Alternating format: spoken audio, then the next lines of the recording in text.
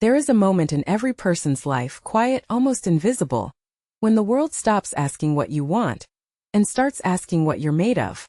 Most people never talk about that moment. They skip over it in their stories, rushing to the part where things got better.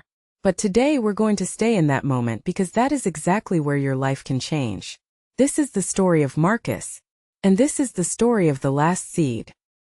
Marcus was 51 years old when he lost everything. Not slowly, not gradually, all at once, the way a storm takes a roof. For 22 years, he had farmed the same land his father had farmed, and his grandfather before that. 3 generations of calluses.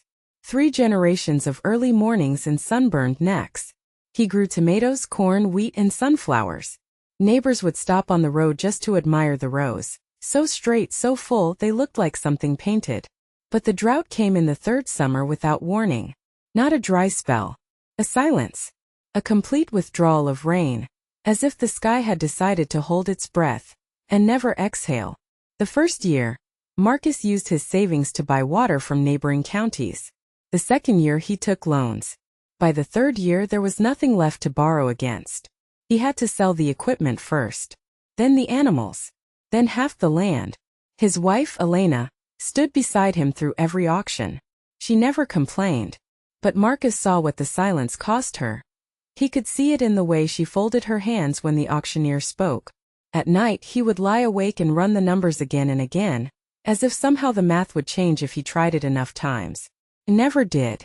The morning after the final auction, Marcus walked out to the one small plot of land he had managed to keep, a 1/4 acre at the edge of the property, too rocky and uneven to attract any buyer.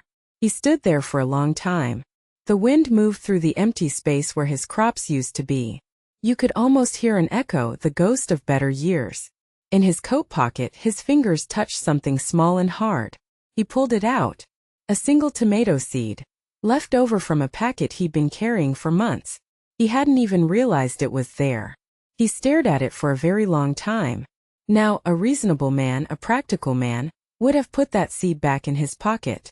After all, the soil was poor. The rain was uncertain. He had no tools left, no irrigation system, no real way to nurture a single plant to harvest. And even if it grew, one tomato plant wasn't going to rebuild a farm. The math once again didn't add up. But Marcus didn't put the seed back. He knelt down. With his bare hands, no shovel, nothing, he dug a small hole in the rocky earth. He placed the seed inside. He covered it gently, the way you'd tuck a child in on a cold night. Then he stood up, brushed the dirt from his knees and walked back to the house. He didn't know why he did it. He just knew he wasn't ready to stop. The next morning Marcus was up before the sun. He had made a decision, not a loud, dramatic decision. Not the kind you announce. A quiet one. The kind that lives in your chest and changes the direction of your feet. He decided that whatever happened to that seed, he would show up for it. Every day. Without exception. He carried water to it in an old plastic bottle, twice a day, morning and evening. He cleared the rocks around it with his hands. He shielded it from wind using a piece of scrap wood. Elena watched him from the window and said nothing. But one morning, she came outside and stood beside him as he watered the small patch of earth. "You know it might not grow," she said. Marcus nodded. "I know." "Then why?" she asked. He was quiet for a moment. Then he said something Elena would remember for the rest of her life.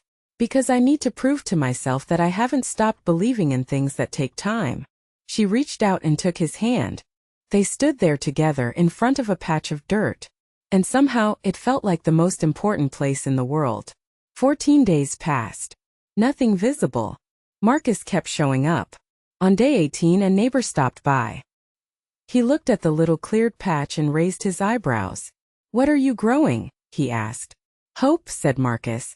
And he wasn't joking. On day 22, it appeared. A single green thread, impossibly thin, pushing up through the rocky earth. Marcus saw it on his morning walk and stopped cold. He dropped to one knee and leaned close, as if he needed to confirm it was real. It was real. He didn't shout. He didn't call Elena. He just stayed there very still, looking at this tiny living thing that had decided, against all odds, to try. That evening he called his son, who lived across the country and had been worried about his father for months. "Dad, how are you doing?" his son asked. There was a pause. "Something grew today," Marcus said. Another pause. "Just keep going, son." By late summer, the plant had grown beyond anything Marcus expected. It was tall, healthy, vibrant, producing more tomatoes than a single plant had any right to produce. Neighbors stopped to take pictures. A local paper wrote a small story about it, the farm that had lost everything and the one plant that came back. But something else had happened during those months of showing up. Marcus had started talking again. To neighbors. To the farmers' cooperative. To a young agricultural organization that had heard about his situation. That small act, planting a seed he had no reason to plant, had slowly repaired something inside him.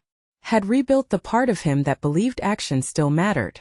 That showing up still meant something. By the following spring, Marcus had secured a small government rehabilitation grant for drought-affected farmers, something he would never have applied for if he had spent the winter convincing himself that nothing would grow. The farm wasn't back to what it was. Not yet. But it was alive. And so was he, in the way that really counts. I want to ask you something.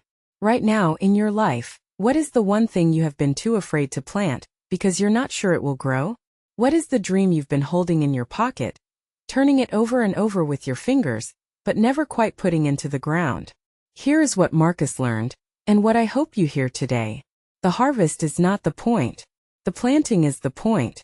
Because the moment you kneel down in your worst season, when the soil is dry and the math doesn't add up and no one is watching, and you put that seed in the ground anyway, that is the moment you become the kind of person things grow for. You don't need perfect conditions. You don't need guarantees. You don't need the rain to show up before you do. You just need to show up first. Plant the seed. And trust the season.